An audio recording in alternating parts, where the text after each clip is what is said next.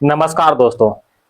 आज किरण पब्लिकेशन का BSSC CGL 4 का सेट नंबर 4 की ओर चल रहे हैं। सेट नंबर 1 से लेकर 3 तक हो चुका है, जिसका लिंक हमारे वीडियो का डिस्क्रिप्शन बॉक्स में दिया हुआ है, वहां से आप देख सकते हैं। अगर इसका फुल सेट 150 नंबर का पीडीएफ चाहिए विद सॉल्यूशन तो हमारे टेलीग्राम चैनल से अवश्य ज्वाइन करें, वहां से आपको फुल सेट का पीडीएफ प्राप्त होगा। तो चलिए दोस्तों, आज सेट नंबर 4 की ओर चल रहे हैं दोस्तों। तो चलिए क्वेश्चन की ओर चलते हैं। क्वेश्चन नंबर 1 की ओर चल रहे हैं दोस्तों, ध्यान दीजिएगा। भारतीय संविधान का निम्नलिखित में से कौन सा अनुच्छेद प्रशासनिक न्यायाधिकरण से संबंधित है? अनुच्छेद 323 का एक, अनुच्छेद 323 का एक। अनुच्छेद 271 में क्या है दोस्तों? तो संसद को कुछ कर और शुल्क पर अधिभार लगाना। ठीक है, संसद को जो है कुछ कर और शुल्क पर अधिभार लगाना अनुच्छेद 271 से संबंधित है। धारा 307 का संबंध किससे है? हत्या का प्रयास करना। हत्या का प्रयास करना जो है धारा 307 से संबंधित है। बताइएगा दोस्तों, अनुच्छेद 266, अनुच्छेद 266 का संबंध किससे है? संचित निधि से, संचित निधि से। अनुच्छेद 267 का संबंध आकस्मिकता निधि से, आकस्मिकता निधि से जो है अनुच्छेद 267 का संबंध है। अनुच्छेद 280 वित्त आयोग, अनुच्छेद 280 वित्त आयोग से संबंधित है। अनुच्छेद 281, अनुच्छेद 281 वित्त आयोग के गठन की सिफारिश से संबंधित है।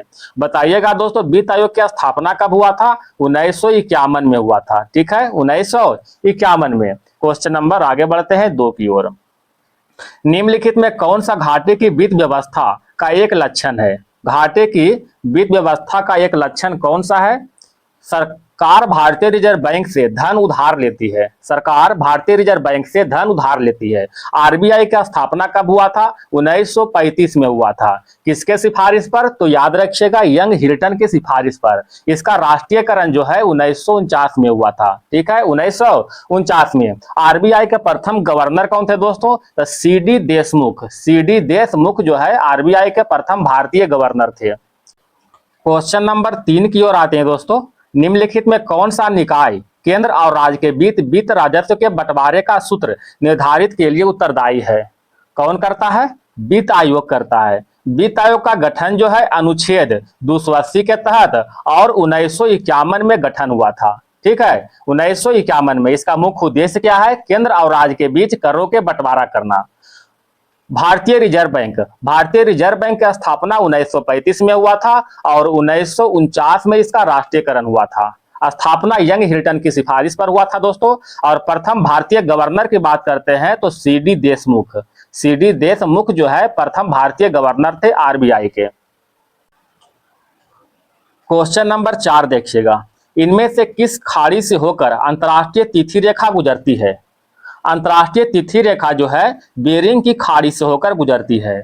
बेरिंग की खाड़ी की बात करते हैं तो वह एशिया, ठीक है दोस्तों, एशिया और उत्तरी अमेरिका, उत्तरी अमेरिका को जो है अलग करता है। एशिया और उत्तरी अमेरिका को अलग करता है। और आर्कटिक, आर्कटिक और प्रशांत को जोड़ता है। ठीक है, आर्कटिक और प्रशांत महासागर को जोड़ता है। कौन? बेरिंग जल संधि। एशिया और उत्तरी अमेरिका को अलग करता है और आर्कटिक और प्रशांत महासागर को जोड़ता है। एक है दोस्तों हार्मुज की खाड़ी। हार्मुज जल संधि जो है ओमान और ईरान के बीच है। ओमान और ईरान के बीच है।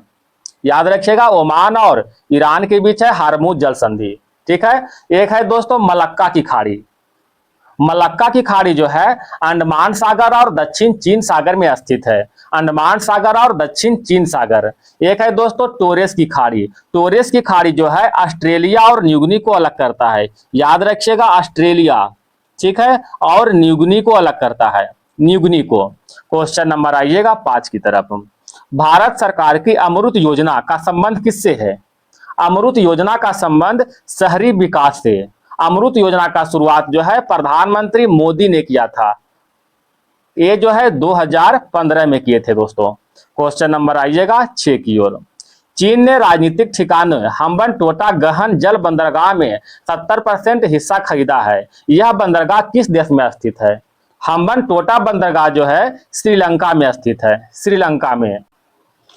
क्वेश्चन नंबर 7 की ओर आते हैं दोस्तों। कहता है कौन सा बृहद हड़प्पाई स्थल हरियाणा में स्थित है? हरियाणा में राखीगढ़ी स्थित है। राखीगढ़ी की खोज 1963 में हुआ था, 1963 में। एक है दोस्तों कालीबंगन। कालीबंगन जो है राजस्थान में स्थित है। कालीबंगन राजस्थान में। कालीबंगन जो है घग्गर नदी के किनारे है। घग्गर नदी के किनारे स्थित है। इसका खोज जो है 1953 में हुआ था, 1953 में। एक है आलमगीरपुर, ये उत्तर प्रदेश में स्थित है। किस नदी के किनारे? तो हिंडन नदी के किनारे। ठीक है, इसका खोज कब हुआ था? 1958 में इसका खोज हुआ था। ये धौलावीरा गुजरात में अवस्थित है। क्वेश्चन नंबर आइएगा 8 की ओर। दिल्ली के हौज खास क्षेत्र में चार मीनार द्वारा बनवाई गई थी। तो चार मीनार जो है अलाउद्दीन खिलजी के द्वारा बनवाई गई थी। अलाउद्दीन खिलजी के शासनकाल की बात करते हैं तो 1296 से 1316 तक, 1296 से 1316 तक। देखिए दोस्तों, सीरी का किला, एक है जाजिया कर, एक है दोस्तों जकात, एक है घराई कर। ठीक है, चराई नहीं बोल रहे हैं, घराई कर। ठीक है, तो सीरी का किला का निर्माण अलाउद्दीन खिलजी ने किया था। अलाउद्दीन खिलजी ने जाजिया कर, जकात और घराई कर ये सभी जो है लागू किया था। ठीक है दोस्तों, औरंगजेब के शासनकाल क्या है? 1658 से 1707, 1658 से 1707। याद रखिएगा। एक है दोस्तों बीबी का मकबरा। बीबी का मकबरा किसने बनाया था? औरंगजेब ने बनाया था। दिल्ली के लाल किले के मोती मस्जिद का निर्माण भी औरंगजेब ने किया था। बताइएगा ये क्वेश्चन, ब्राह्मणों पर जो है जाजिया कर लगाने वाला प्रथम मुसलमान कौन था? तो फिरोज शाह तुगलक था। क्वेश्चन नंबर बढ़ते हैं 9 की ओर। निम्नलिखित में किस राज्य में अलौह धातु जस्ता तांबा के बड़े भंडार पाए जाते हैं? जस्ता तांबा के बड़े भंडार के रूप में राजस्थान में पाए जाते हैं। Option number B. भारत के कौन सा क्षेत्र अपनी वर्षा का अधिकांश भाग उत्तर पूर्वी मानसून से प्राप्त करता है? उत्तर पूर्वी मानसून से कोरोमंडल तट और रायलसीमा। ठीक है, रायलसीमा। Option number D. उत्तर पूर्वी मानसूनी को जो है हम लोग लौटते हुए मानसून के नाम से जानते हैं। ठीक है, लौटते हुए मानसून के नाम से जानते हैं दोस्तों। इसके कारण जो है तमिलनाडु और आंध्र प्रदेश में भारी वर्षा होता है। क्वेश्चन नंबर बढ़ते हैं आगे की ओर। अच्छा बताइएगा, भारत में जो अधिकांश वर्षा होता है किस कारण होता है? दक्षिण पश्चिम मानसून के कारण होता है। ठीक है, दक्षिण पश्चिम मानसून के कारण होता है। क्वेश्चन नंबर 11 की ओर। जनगणना 2011 के अनुसार बिहार के किस जिले में साक्षरता दर सबसे अधिक है? बिहार के रोहतास जिले में साक्षरता दर सबसे अधिक है। यहाँ के साक्षरता दर की बात करें तो 73.37% है। ठीक है, अगर सबसे कम साक्षरता दर की बात करते हैं तो पूर्णिया। ठीक है दोस्तों, पूर्णिया। यहाँ का साक्षरता दर कितना है दोस्तों? 52.49% है। ठीक है, पूर्णिया का साक्षरता दर 52.49% है। जनसंख्या घनत्व की बात करते हैं, जनसंख्या घनत्व बताइएगा, बिहार का जनसंख्या घनत्व कितना है? 1106 व्यक्ति प्रति वर्ग किलोमीटर। साक्षरता दर कितना है दोस्तों? साक्षरता दर, तो बिहार का साक्षरता दर जो है 61.8% है, 61.8%। अगर लिंगानुपात की बात करते हैं, लिंगानुपात कितना है? 918। अगर बाल लिंगानुपात की बात करते हैं, बाल लिंगानुपात तो 935 है, 935। सबसे कम आबादी वाला जिला कौन है दोस्तों? शेखपुरा। ठीक है, सबसे कम आबादी वाला जिला। क्वेश्चन नंबर बढ़ते हैं 12 की ओर। दोस्तों आपसे निवेदन है, कृपया सपोर्ट जरूर करें। अगर मेहनत पसंद आ रहा है तो प्लीज सपोर्ट जरूर कीजिए। Question number 12। झूमिंग एक प्रकार है। झूमिंग जो है एक स्थानांतरित कृषि का प्रकार है। Option number 3। झूमिंग कृषि जो है अधिकांशतः उत्तर पूर्वी राज्यों में जनजातीय समूह के द्वारा किया जाता है। ठीक है, झूमिंग कृषि को झारखंड में, झारखंड में किस नाम से जानते हैं? तो झारखंड में करुआ के नाम से जानते हैं, ठीक है, करुआ के नाम से। इसको जो है मध्य प्रदेश में दहिया के नाम से जानते हैं, ठीक है दोस्तों। आंध्र प्रदेश में पोडू के नाम से जानते हैं। तो याद रखिएगा, झूमिंग कृषि को झारखंड में करुआ के नाम से, मध्य प्रदेश में दहिया के नाम से और आंध्र प्रदेश में पोडू के नाम से जाने जाते हैं। क्वेश्चन नंबर 13 की ओर। लबनी किस राज्य का लोक नृत्य है? लबनी और तमसा दोनों जो है महाराष्ट्र का लोक नृत्य है। ऑप्शन नंबर 1 बताइएगा दोस्तों। उत्तर प्रदेश का लोक नृत्य में आते हैं रास लीला, ठीक है, नौटंकी के बाद चारकुला, फिर आता है कजरी, ठीक है। रासलीला, नौटंकी और चारकुला, ये सभी जो है उत्तर प्रदेश का लोक नृत्य है। गुजरात के लोक नृत्य की बात करते हैं तो डांडिया, याद रखिए दोस्तों, डांडिया, गरबा, टिपानी, ये तीनों जो है गुजरात का लोक नृत्य है। कौन कौन है दोस्तों? डांडिया, गरबा, टिपानी। छत्तीसगढ़ के लोक नृत्य की बात करते हैं तो पंडवानी,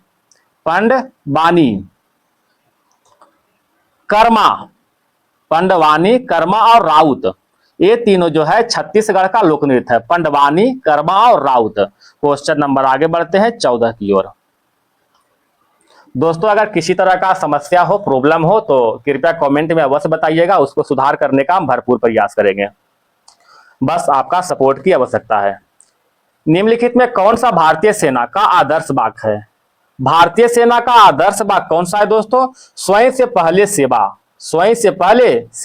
भारतीय सेना दिवस कब मनाते हैं? सेना दिवस 15 जनवरी को मनाते हैं, ठीक है दोस्तों। वायु सेना दिवस कब मनाते हैं? वायु सेना दिवस 8 अक्टूबर को। वायु सेना का आदर्श वाक्य क्या है बताइएगा? वायु सेना का आदर्श वाक्य नभः अस्पृश्य दीप्तम, ठीक है। यह वायुसेना का आदर्श वाक्य है। इसका मतलब होता है दोस्तों गरिमा के साथ आकाश को छूना। एक है दोस्तों, क्वेश्चन में आते रहता बराबर डीआरडीओ का आदर्श वाक्य क्या है? बलस्यम मूलम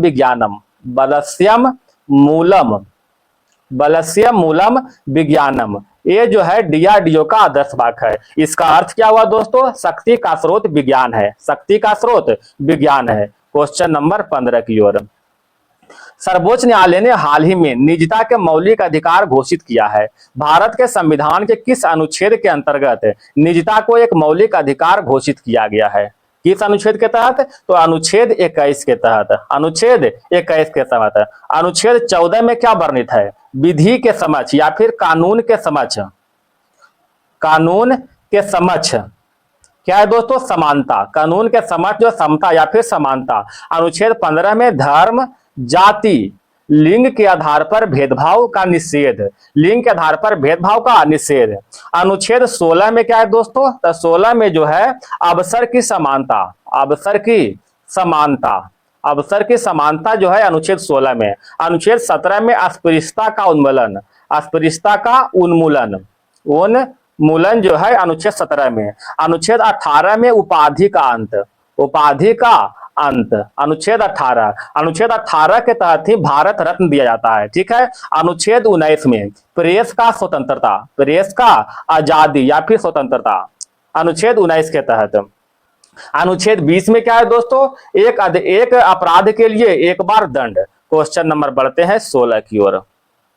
कौन सा लक्षण सिंधु और गंगा नदी घाटी के बीच जल विभाजक की भांति कार्य करता है? कौन सा कार्य करता है दोस्तों? बताइएगा इसका आंसर। इसका आंसर हो जाएगा अरावली श्रेणी। अरावली पर्वत श्रेणी जो है राजस्थान में स्थित है। कहाँ स्थित है? राजस्थान में। अरावली का सर्वोच्च शिखर की बात करते हैं तो गुरु शिखर। कौन है दोस्तों? गुरु शिखर, ठीक है। शिवालिक श्रेणी को बाह्य हिमालय के नाम से भी जानते हैं। क्वेश्चन नंबर 17 की ओर आते हैं दोस्तों। कौन सा वेद मुख्यतः लयबद्ध प्रारूप या छंद से मिलकर संगीतात्मक रचना के रूप में बनाया गया है?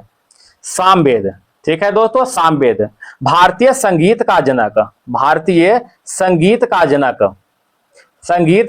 किसे कहते हैं? सामवेद को ही कहते हैं। सामवेद को पढ़ने वाला क्या कहते हैं? उद्धात्रु, ठीक है, उद्धात्रु। एक है दोस्तों अजुर्वेद। अजुर्वेद को पढ़ने वाला को अध्वर्यु कहते हैं, बरयु कहते हैं यजुर्वेद को पढ़ने वाला को। एक है दोस्तों अथर्ववेद, अथर्ववेद को पढ़ने वाला को ब्रह्मा कहते हैं। ठीक है दोस्तों, ब्रह्मा। ऋग्वेद को पढ़ने वाला क्या कहते हैं दोस्तों? होत्रा।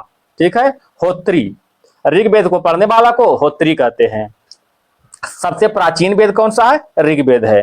क्वेश्चन नंबर 18 की ओर। दो अक्षांशों के बीच समयांतर है। दो अक्षांशों के बीच समय अंतर कितना होता है? मात्र 4 मिनट होता है। कितना होता है? मात्र 4 मिनट। बताइएगा दोस्तों, कर्क रेखा जो है भारत के कितने राज्य से गुजरता है? आपको मालूम होगा टोटल 8 राज्य से गुजरता है। एक और क्वेश्चन बताइएगा दोस्तों, मानक समय रेखा, भारतीय मानक समय रेखा जो है कितने राज्यों से गुजरता है? तो टोटल जो है 5 राज्य से गुजरता है। कौन कौन है दोस्तों? एक है यूपी, एमपी, उड़ीसा, एक है दोस्तों छत्तीसगढ़, छत्तीसगढ़, ठीक है, और एक है दोस्तों आंध्र प्रदेश। याद रखिएगा, यूपी, एमपी, उड़ीसा, छत्तीसगढ़ और आंध्र प्रदेश, ये 5 राज्यों से भारतीय मानक समय गुजरता है। क्वेश्चन नंबर 19 की ओर। भारत में सशस्त्र बलों की सर्वोच्च सेनापति कौन है? सशस्त्र बलों का सर्वोच्च सेनापति भारत के राष्ट्रपति। ऑप्शन नंबर सी। भारत के राष्ट्रपति का निर्वाचन, भारत के राष्ट्रपति का निर्वाचन जो है अनुच्छेद 54 के तहत और पुनर्निर्वाचन जो है अनुच्छेद 57 के तहत होता है। महाभियोग अनुच्छेद 61 के तहत और क्षमादान जो है अनुच्छेद 72 के तहत। बताइएगा प्रधानमंत्री की नियुक्ति राष्ट्रपति करता है किस अनुच्छेद के तहत? तो अनुच्छेद 75 के तहत। क्वेश्चन नंबर बढ़ते हैं 20 की ओर। एक हरिकेन एक उष्णकटिबंधीय चक्रवातीय प्रणाली है। उष्णकटिबंधीय चक्रवातीय प्रणाली। क्वेश्चन नंबर आते हैं 21 की ओर। डिजी लॉकर के बारे में क्या सत्य नहीं है? दस्तावेज के प्रति इलेक्ट्रॉनिक रूप से व्यक्ति के निजी कंप्यूटर या मोबाइल फोन पर भंडारित होती है। Option number 1। क्वेश्चन नंबर बढ़ते हैं दोस्तों 22 की ओर। किस संविधान संशोधन के द्वारा दिल्ली को एक विधानसभा दी गई है? तो दिल्ली को एक विधानसभा जो है 69वां संविधान संशोधन के द्वारा दिया गया है। 69वां संविधान संशोधन कब हुआ था दोस्तों? 1991 में। एक है दोस्तों 72वां संविधान संशोधन, ये कब हुआ था? 1992 में हुआ था। इसके द्वारा जो है त्रिपुरा विधानसभा से संबंधित है।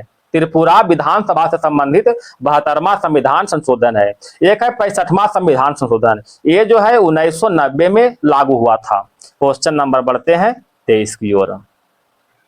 किस अनुच्छेद के अंतर्गत संसद को संविधान संशोधन की शक्ति दिया गया है? संविधान संशोधन की शक्ति जो है अनुच्छेद 368 के तहत दिया गया है।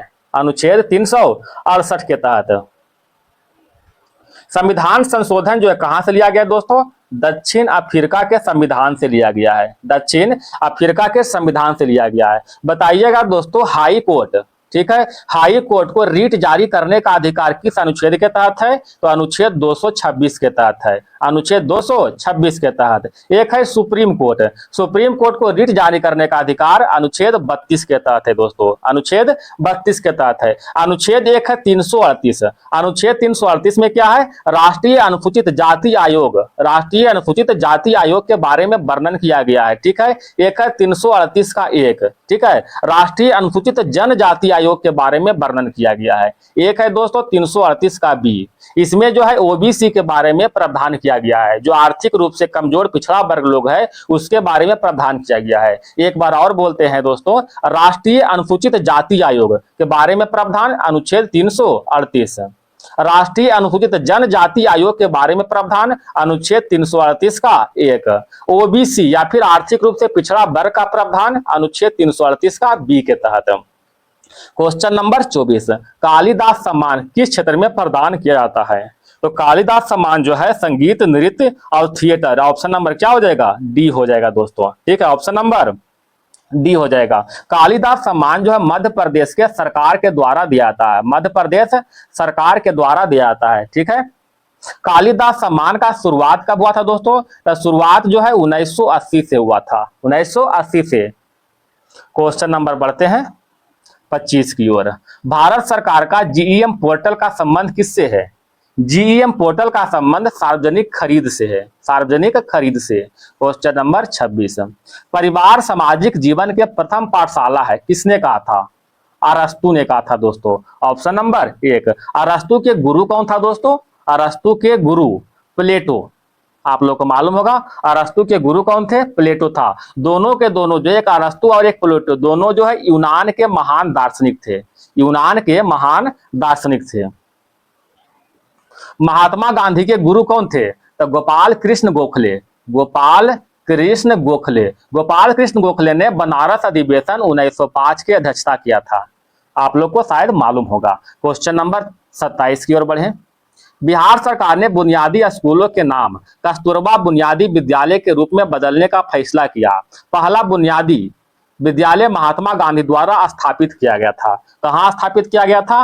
पश्चिमी चंपारण में स्थापित किया गया था दोस्तों। पश्चिमी चंपारण में। चंपारण सत्याग्रह कब हुआ था? चंपारण सत्याग्रह।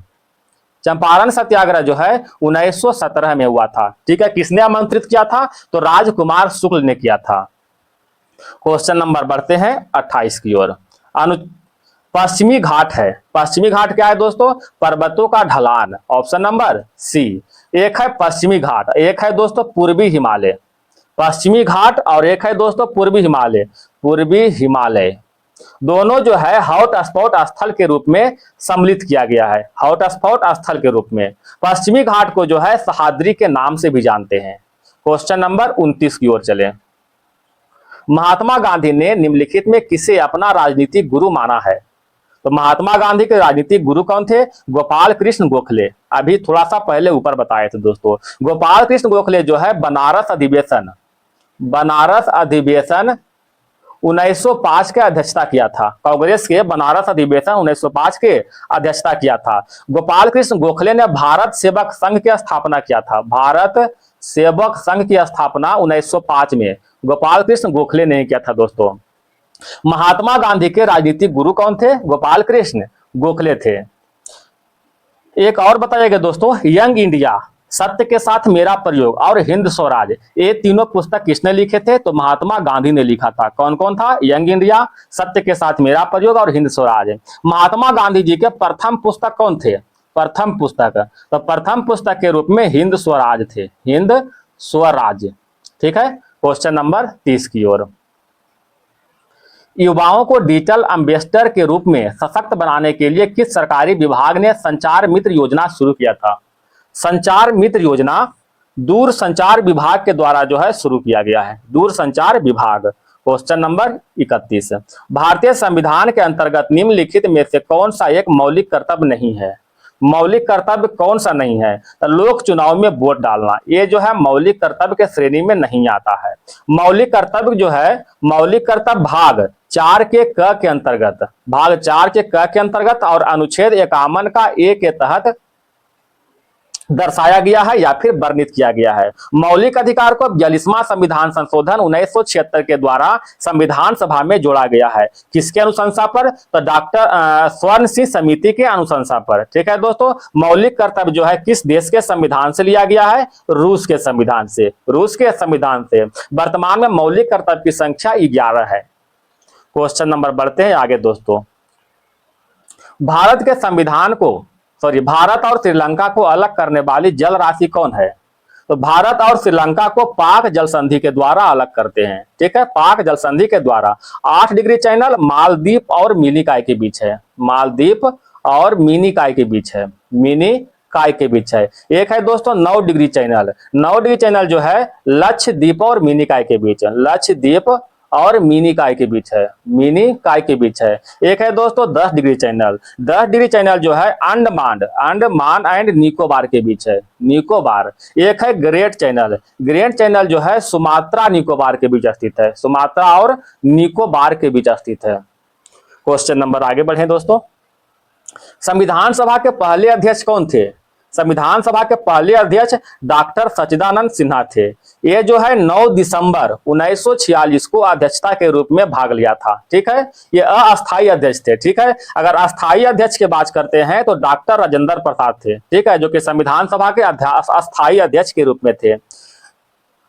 बताइएगा दोस्तों, प्रक्रिया नियमन समिति। प्रक्रिया नियमन समिति। एक है दोस्तों संचालन समिति। संचालन समिति। एक है दोस्तों झंडा समिति। झंडा समिति, एक है दोस्तों तदर्थ समिति, ठीक है, तदर्थ समिति। इन सभी समिति का अध्यक्ष कौन थे? डॉक्टर राजेंद्र प्रसाद थे, ठीक है। प्रक्रिया नियमन समिति, संचालन समिति, झंडा समिति और तदर्थ समिति, ये सभी का अध्यक्ष कौन थे? डॉक्टर राजेंद्र प्रसाद। एक क्वेश्चन और बताइएगा, प्रारूप समिति के अध्यक्ष कौन थे? तो डॉक्टर भीमराव अंबेडकर थे। क्वेश्चन नंबर आगे बढ़ते हैं 34 की ओर। किसने बंगाल में अस्थायी उपनिवेश की शुरुआत की है? बंगाल में अस्थायी उपनिवेश का शुरुआत लॉर्ड कॉर्नवालिस ने किया था। लॉर्ड कॉर्नवालिस के शासनकाल 1786 से 93 के बीच है, ठीक है, 1786 से 93। कॉर्नवालिस के बारे में कुछ देख लेते हैं दोस्तों। कॉर्नवालिस कोड, कॉर्नवालिस कोड एक है दोस्तों जिला में पुलिस की व्यवस्था, जिला में पुलिस की व्यवस्था, जिला में पुलिस की व्यवस्था। एक है दोस्तों शक्ति के पृथक्करण सिद्धांत, ये सभी जो है लॉर्ड कॉर्नवालिस ने शुरुआत किया था। कौन कौन है दोस्तों? फिर से एक बार, कॉर्नवालिस कोड, जिला में पुलिस की व्यवस्था या फिर थाना की व्यवस्था और शक्ति के पृथक्करण सिद्धांत किसने दिया था? लॉर्ड कॉर्नवालिस ने दिया था। बताइएगा दोस्तों नागरिक सेवा का जनक, नागरिक सेवा का जनक किसे कहते हैं? लॉर्ड कॉर्नवालिस को कहते हैं। एक है दोस्तों लॉर्ड कर्जन, लॉर्ड कर्जन के शासनकाल 1899 से 1905 तक था। लॉर्ड कर्जन के समय में ही बंगाल का विभाजन हुआ था, बंगाल का विभाजन हुआ था, स्वदेशी आंदोलन मनाया गया था, रक्षा बंधन जो है मनाया गया था, लॉर्ड कर्जन के समय में मनाया था। एक बड़ा इंपॉर्टेंट क्वेश्चन है, बताइएगा भारतीय विश्वविद्यालय अधिनियम 1904 किसके समय में आया था? लॉर्ड कर्जन के समय में। लॉर्ड विलियम बेंटिक के शासनकाल जो है 1828 से 35 तक था, ठीक है। भारत का प्रथम गवर्नर जनरल, भारत के प्रथम गवर्नर जनरल कौन थे? Lord William Bentinck. Lord William Bentinck के समय में सती प्रथा, सती प्रथा और एक जो है ठगी प्रथा, ठीक है दोस्तों, ठगी प्रथा, दोनों का जो है अंत हुआ था लॉर्ड विलियम बेंटिक के समय में। सती प्रथा जो है 1829 में और ठगी प्रथा 1830 में अंत हुआ था, ठीक है, लॉर्ड विलियम बेंटिक के समय में। एक है दोस्तों डलहौजी, डलहौजी का शासनकाल जो है 1848 से 56 के बीच हुआ था, ठीक है। भारतीय रेलवे का जनक कौन है? लॉर्ड डलहौजी। इनाम कमीशन की स्थापना किसने किया था? लॉर्ड डलहौजी ने। व्यापक सिद्धांत भी डलहौजी ने ही किया था। तो इसका आंसर क्या हो जाएगा दोस्तों? बताइएगा, लॉर्ड कॉर्नवालिस। क्वेश्चन नंबर बढ़ते हैं 35 की ओर। बेटी बचाओ बेटी पढ़ाओ कार्यक्रम किससे संबंधित है? बेटी बचाओ बेटी पढ़ाओ कार्यक्रम भारत में गिरते हुए शिशु लिंगानुपात के समाधान एवं बालिकाओं को सशक्त बनाना, ऑप्शन नंबर 1 हो जाएगा। क्वेश्चन नंबर 36 की ओर चलते हैं दोस्तों। अप्रैल 2023 में गृह युद्ध शुरू होने के बाद से सूडान के पहले प्रधानमंत्री के रूप में किसे नियुक्त किया गया? सूडान के पहले प्रधानमंत्री के रूप में कमील अल जयब इदरीस को, कमील अल तैयब इदरीस को नियुक्त किया गया था। क्वेश्चन नंबर आइएगा 37 की ओर। निम्नलिखित में किस क्रांति ने तिलहनों के उत्पादन में वृद्धि हुई थी? तो तिलहन के उत्पादन से संबंधित जो है पीली क्रांति है, ऑप्शन नंबर डी। ये जो हरित क्रांति का संबंध खाद्यान्न के उत्पादन से है ना, खाद्यान्न के उत्पादन से हरित क्रांति। एक है श्वेत क्रांति, दूध से संबंधित है, ठीक है। एक है स्वर्ण क्रांति, स्वर्ण क्रांति का संबंध जो है बागवानी से या फिर फल से, ठीक है दोस्तों। एक है दोस्तों सिल्वर क्रांति, सिल्वर क्रांति इसका संबंध किससे है? तो सिल्वर क्रांति का संबंध जो है अंडा से, आप लोग जानते होंगे, ठीक है। इंद्रधनुषी क्रांति, इंद्रधनुषी क्रांति इसका संबंध किससे है दोस्तों? कृषि के क्षेत्र में समग्र विकास से, ठीक है दोस्तों। एक है अमृत क्रांति, अमृत क्रांति इसका संबंध जो है नदी जोड़ो परियोजना से, नदी जोड़ो परियोजना, ठीक है दोस्तों। एक है बादामी क्रांति, बादामी क्रांति का संबंध मसाला के उत्पादन से। क्वेश्चन नंबर 38 की ओर। भारत के संविधान के अनुच्छेद 243 निम्नलिखित में किसकी व्याख्या करता है? अनुच्छेद 243 जो है, अनुच्छेद 243 भूमि सुधार की व्याख्या करता है, ऑप्शन नंबर 1। भूमि सुधार, भूमि सुधार को जो है अनुसूची 9 में रखा गया था, भूमि सुधार को अनुसूची 9 में रखा गया था। बताइएगा पंचायती राज के लिए जो है एक बलवंत राय मेहता समिति जिसका गठन 1957 में हुआ था। एक है दोस्तों अशोक मेहता समिति जिसका गठन 1977 में हुआ था। दोनों जो है पंचायती राज प्रणाली से संबंधित है, ठीक है दोस्तों। एक क्वेश्चन और बताइएगा दोस्तों, पंचायती राज प्रणाली को संवैधानिक दर्जा देने की सिफारिश किसने किया था? तो एल एम सिंघवी समिति ने। एल एम सिंघवी समिति ने पंचायती राज प्रणाली को संवैधानिक दर्जा देने की सिफारिश किया था। इसका गठन जो है 1986 में हुआ था। ठीक है, 1986 में। मौलिक कर्तव्य की संख्या 11 है दोस्तों। ठीक है, पंचायती राज प्रणाली संबंधी जो है अनुच्छेद 40 को गांधीवादी दर्शन कहा जाता है। क्वेश्चन नंबर 39 की ओर, निम्नलिखित में किसके शासनकाल में मुगलों और मराठों के बीच द्वंद्व हुआ था? मुगलों और मराठों के बीच द्वंद्व औरंगजेब के समय में हुआ था। Option number D. बताइएगा शिवाजी का राज्याभिषेक कब हुआ था? शिवाजी का राज्याभिषेक 1674 में हुआ था। शिवाजी का राज्याभिषेक जो है 1674 में हुआ था। किस वंश से संबंधित थे? याद रखिएगा, भोसले वंश से। किस वंश से दोस्तों? भोसले वंश से संबंधित थे। सूरत लूट कब हुआ था? सूरत लूट 1664 में हुआ था। ठीक है, सूरत लूट 1664 में, राजगद्दी पर 1674 में बैठ गया था। एक और क्वेश्चन बताइएगा दोस्तों, खेड़ा का युद्ध। खेड़ा का युद्ध जो है कब हुआ था? 1707 में हुआ था। किसके बीच? शाहू और ताराबाई के बीच हुआ था। क्वेश्चन नंबर 40, निम्नलिखित में किस सम्राटों के शासनकाल में भारत का पहला मुद्रा रुपया मुद्रित किया गया है? भारत का पहला मुद्रा रुपया मुद्रित जो किया गया था शेरशाह सूरी के शासनकाल में। ठीक है दोस्तों, शेरशाह सूरी जो है सूर वंश से संबंधित है। सूर वंश से संबंधित है। शेरशाह सूरी ने जो है बिलग्राम का युद्ध किया था। बिलग्राम का युद्ध किसके बीच हुआ था? बिलग्राम का युद्ध जो है 1540 में, एक है शेरशाह और एक है हुमायूं के बीच हुआ था। ठीक है, इस युद्ध में शेरशाह जो है विजय हुई थी और इस युद्ध के बाद शेरशाह सूरी ने दिल्ली के गद्दी पर जो है बैठ गया था। एक है दोस्तों काबुलियत प्रथा। काबुलियत प्रथा, एक है पट्टा प्रथा। इसका शुरुआत किसने किया था दोस्तों? शेरशाह सूरी ने किया था। काबुलियत और पट्टा प्रथा का शुरुआत शेरशाह सूरी ने 178 ग्राम जो है चांदी का रुपया और 380 ग्राम जो है सोने का 380 ग्राम तांबे का दाम चलाया था दोस्तों। 178 ग्राम चांदी का रुपया, 380 ग्राम जो है तांबे का दाम चलाया था। क्वेश्चन नंबर 41 की ओर, डीपीआईटी और हाफेल इंडिया के बीच हस्ताक्षरित समझौता ज्ञापन का प्राथमिक उद्देश्य क्या है? इसका प्राथमिक उद्देश्य भारत के विनिर्माण और नवाचार क्षमताओं को बढ़ावा देना। Option number D. Question number 42, कौन सा साहित्य संगम साहित्य के रूप में प्रसिद्ध था? संगम साहित्य के रूप में तमिल साहित्य प्रसिद्ध था। तमिल भाषा को शास्त्रीय भाषा के रूप में दर्जा कब मिला था? 2004 में। 2004 में। क्वेश्चन नंबर बढ़ते हैं दोस्तों। अच्छा, इसमें और क्वेश्चन, ये जो है शास्त्रीय भाषा, अभी हम बोले हैं एक शास्त्रीय भाषा, वर्तमान में शास्त्रीय भाषा की संख्या कितना हो गया है दोस्तों?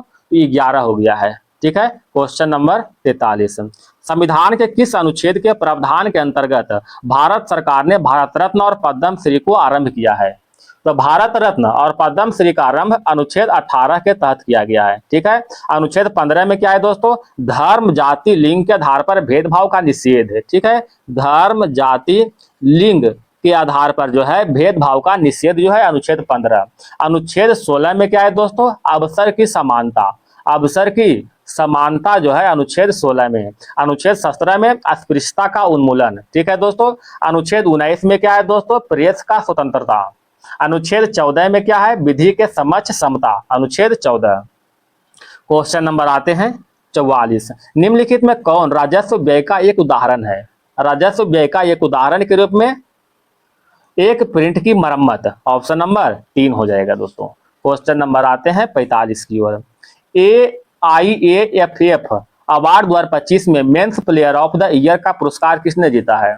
मेंस प्लेयर ऑफ ईयर के पुरस्कार के रूप में सुभाषिस बोस ने जीता है। सुभाषिस बोस ने। वास्को डी गामा किस वर्ष कालीकट में उतरा था? वास्को डी गामा जो है कालीकट आया था 1498 में आया था। ठीक है, और भारत की खोज किया था। एक क्वेश्चन बताइएगा दोस्तों, वास्को डी गामा भारत कितने बार आया था? तो भारत जो है टोटल 3 बार आया था। ठीक है, पहला बार जो है 1498 में आया था, दूसरा बार 1502 में आया था। ठीक है दोस्तों, और तीसरा बार 1524 में आया था। ये 3 बार जो है वास्को डी गामा भारत आया था। वास्को डी गामा जब भारत आया था 1498 में, आया था कहां पर, कालीकट में। उस समय कालीकट के राजा कौन थे, तो कालीकट के राजा जमोरिन थे। ठीक है, जमोरिन ने जो है इसको स्वागत किया था। एक और क्वेश्चन बताइएगा, पुर्तगाली ईस्ट इंडिया कंपनी की स्थापना कब हुआ था, तो 1498 में हुआ था, 1498 में। और ईस्ट इंडिया कंपनी की स्थापना 1600 में हुआ था। भारत में प्रथम पुर्तगाली वायसराय कौन था दोस्तों, Francisco de Almeida. Francisco de Almeida कब बना था, तो 1505 में। क्वेश्चन नंबर 47, पूर्व प्रस्तर युगीन अवशेष बिहार के किस भाग में मिले हैं, बिहार के दक्षिणी भाग में मिला है, यानी दक्षिणी बिहार में। क्वेश्चन नंबर 48, सुदीर्मन कप फाइनल 2025 किस देश ने जीता है, सुदीर्मन कप 2025 दक्षिण कोरिया ने जीता है। Option number C. एक मिनट दोस्तों, सुदीर्मन कप 2025 जो है चाइना ने जीता है। ठीक है, चाइना ने। क्वेश्चन नंबर 49 की ओर, भारत के संविधान निम्न में से किसके विरुद्ध अभियोग चलाने का प्रावधान नहीं है, किसके विरुद्ध, तो भारत के राज्यपाल के विरुद्ध जो है अभियोग यानी महाभियोग नहीं चला सकता है। महाराष्ट्र के राष्ट्रपति के विरुद्ध महाभियोग अनुच्छेद 61 के तहत चला सकते हैं। भारत के जो है उपराष्ट्रपति के विरुद्ध भारत के उपराष्ट्रपति के विरुद्ध महाभियोग अनुच्छेद 67 के बी के तहत चला सकते हैं। भारत के मुख्य न्यायाधीश के विरुद्ध महाभियोग अनुच्छेद 124 के 4 के तहत। ठीक है दोस्तों, यानी उपराष्ट्रपति के विरुद्ध 67 के 2 के तहत, मुख्य न्यायाधीश के विरुद्ध 124 के 4 के तहत और राष्ट्रपति के विरुद्ध अनुच्छेद 61 के तहत जो है महाभियोग चला सकते हैं। ठीक है, राज्यपाल के विरुद्ध महाभियोग नहीं चलता है। क्वेश्चन नंबर बढ़ते हैं 50 की ओर, निम्नलिखित में स्वतंत्र समाचार पत्र पत्रिका के संस्थापक कौन थे, इसका संस्थापक जो था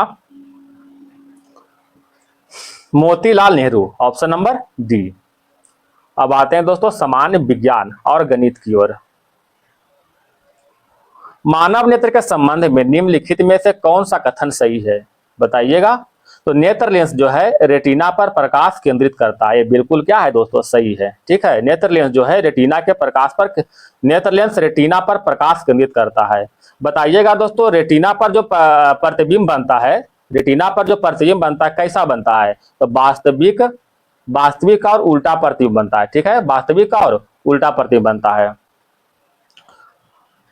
मानव नेत्र में प्रकाश के मात्रा को नियंत्रण कौन करता है दोस्तों, प्रकाश के मात्रा का नियंत्रण जो है आइरिस करता है, आइरिस। ठीक है, प्रकाश की मात्रा को नियंत्रण करता है।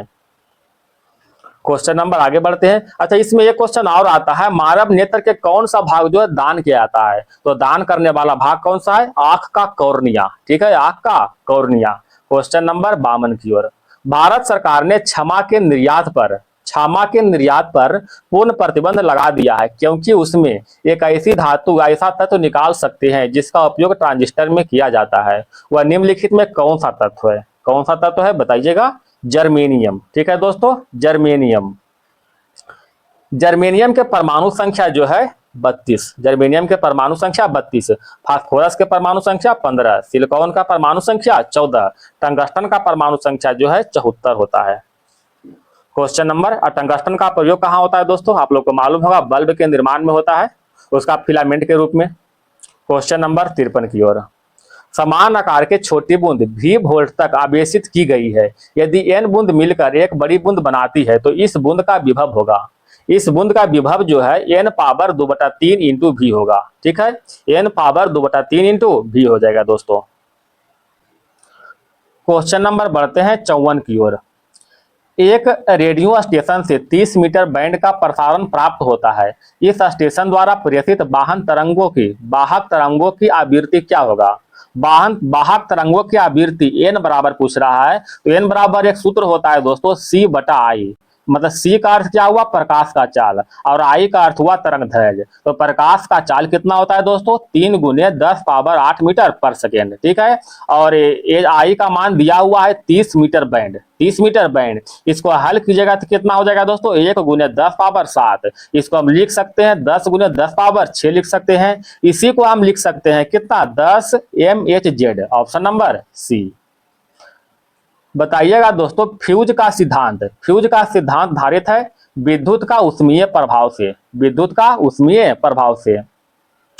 फ्यूज जो है किससे बना होता है दोस्तों, तो फ्यूज जो है शीशा और टीन से, शीशा और टीन के मिला करके जो है फ्यूज का निर्माण करते हैं। फ्यूज तार निम्न गलनांक वाले धातु का बना होता है, जिसके कारण अधिक विद्युत धारा के प्रवाहित होते ही गर्म होकर क्या होता है, पिघल जाता है और उसका जो है उपकरण जो कुछ रहता है बच जाता है। ठीक है दोस्तों, एक क्वेश्चन बताइएगा, विद्युत धारा का चुंबकीय प्रभाव की खोज किसने किया था? विद्युत धारा का चुंबकीय प्रभाव की खोज ओरस्टेड ने किया था, ओरस्टेड ने किया था। ठीक है दोस्तों, क्वेश्चन नंबर 56 की ओर। जब जैव पद्धति जिसमें पराश्रव ध्वनि का उपयोग किया जाता है, जब जैव पद्धति जिसमें पराश्रव ध्वनि का उपयोग किया जाता है किसमें करते हैं? तो सोनोग्राफी में करते हैं। ठीक है, सोनोग्राफी में पराश्रव ध्वनि का जो है कितना होता है आवृत्ति? इसका आवृत्ति जो है 20,000 हर्ट्ज से 20,000 हर्ट्ज से अधिक होता है, 20,000 हर्ट्ज से अधिक है। एक है श्रव्य ध्वनि। ठीक है, श्रव्य ध्वनि, इसका आवृत्ति कितना होता है दोस्तों? तो 20 से 20,000 हर्ट्ज के बीच होता है। ठीक है दोस्तों, बीच होता है। एक होता है अब श्रव्य ध्वनि, अब श्रव्य ध्वनि, इसका आवृत्ति जो है 20 हर्ट्ज से कम होता है, 20 हर्ट्ज से कम होता है दोस्तों। क्वेश्चन नंबर आगे बढ़े 57 की ओर। हाइड्रोजन से भरा हुआ पॉलीथीन का गुब्बारा पृथ्वी के स्थल से छोड़ा जाता है तो वायुमंडल में ऊंचाई पर जाने से, वायुमंडल में ऊंचाई पर जाने से क्या होगा? इसका कट गया है सर, लगता है इसका कुछ भाग कटा हुआ है दोस्तों।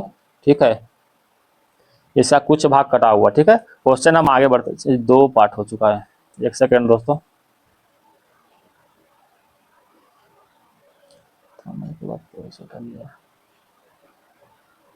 कुछ भाग कटा हुआ दोस्तों। ठीक है, हम जो है 65 से चल रहे हैं। ठीक है, कथा यदि 2 भिन्न भिन्न व्यास के बुलबुले को एक नली द्वारा एक दूसरे के संपर्क में लाया जाए तो क्या घटित होगा? बताइएगा क्या घटित होगा दोस्तों?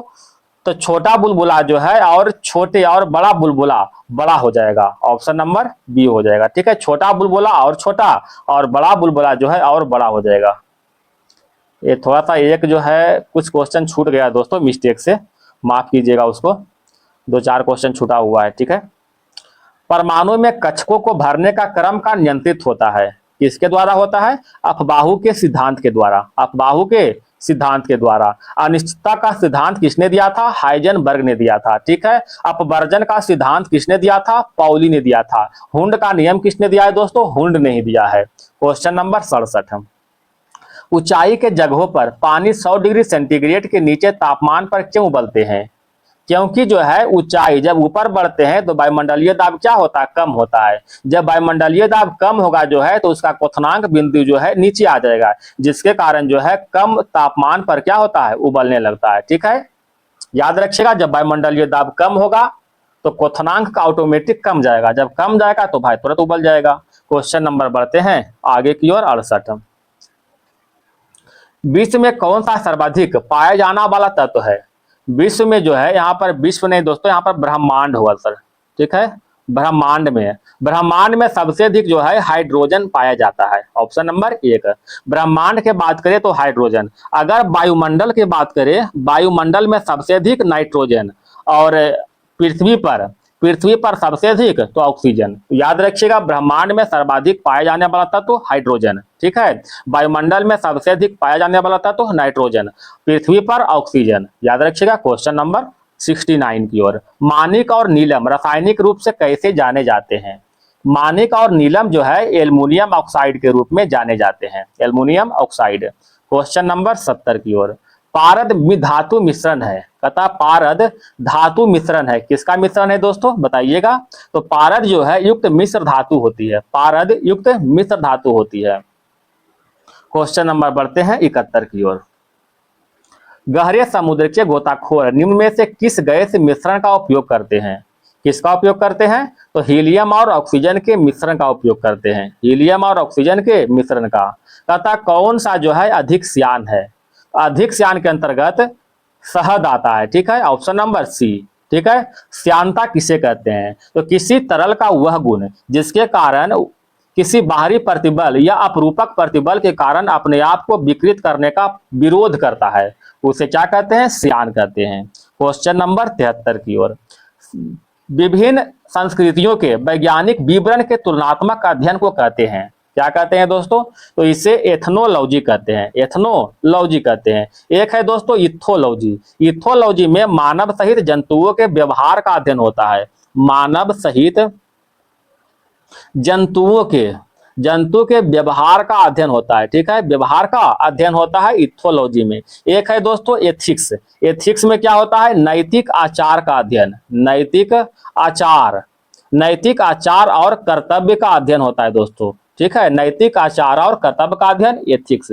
एक है दोस्तों एथनोग्राफी। एथनोग्राफी में किसी विशिष्ट संस्कृति का अध्ययन एथनोग्राफी कहते हैं। क्वेश्चन नंबर 74, निम्न में से किस हार्मोन को आयोडीन मिली होती है? किस हार्मोन में? तो थायरॉक्सिन में। थायरॉक्सिन में आयोडीन मिली होती है दोस्तों। बताइएगा पुरुषों का लिंग हार्मोन कौन सा है? टेस्टोस्टेरोन। ठीक है, पुरुषों का लिंग हार्मोन। एक है दोस्तों एंड्रेनलिन हार्मोन। इससे जो है क्रोध, डर और मानसिक तनाव की अवस्था में प्रेरित होता है कौन? एड्रेनलिन। क्रोध, डर और मानसिक तनाव की अवस्था में एड्रेनलिन हार्मोन प्रेरित होता है। एक है दोस्तों इंसुलिन। इंसुलिन जो है, इंसुलिन के बारे में, अगर इंसुलिन अधिक स्राव होता है, एक मिनट दोस्तों, अगर इंसुलिन की कमी होता है, इंसुलिन की कमी से मधुमेह रोग होता है, मधुमेह रोग होता है। अगर इंसुलिन की अधिक मात्रा में बहता है, अधिक होगा, इंसुलिन अधिक अगर होगा तो क्या हो जाएगा? हाइपोग्लाइसीमिया नामक रोग होता है। हाइपोग्लाइसीमिया नामक रोग होता है। इंसुलिन की कमी से मधुमेह और इंसुलिन की अधिकता से हाइपोग्लाइसीमिया नामक रोग होता है। इंसुलिन का खोज किसने किया था दोस्तों? बैटिंग एवं वेस्ट ने किया था। बैटिंग एवं वेस्ट ने किया था, 1921 में किया था। ठीक है, सबसे बड़ा अकशेरुकी कौन है? सबसे बड़ा अकशेरुकी के रूप में स्क्विड है। स्क्विड। ऑक्टोपस क्या है दोस्तों? एक मृदु कवची जंतु है। मृदु कवची जंतु, जिसे डेविल फिश के नाम से जानते हैं। डेविल फिश के नाम से जानते हैं ऑक्टोपस को। इसका आंसर स्क्विड हो जाएगा। क्वेश्चन समाप्त हो गया दोस्तों। अगर वीडियो पसंद आए तो वीडियो को लाइक और सब्सक्राइब जरूर कीजिएगा, अपने दोस्तों में शेयर कीजिएगा। थोड़ा सा आपसे निवेदन है कि सपोर्ट जरूर करें दोस्तों। धन्यवाद दोस्तों। हंसते रहें, मुस्कुराते रहें। आपका दिन शुभ हो।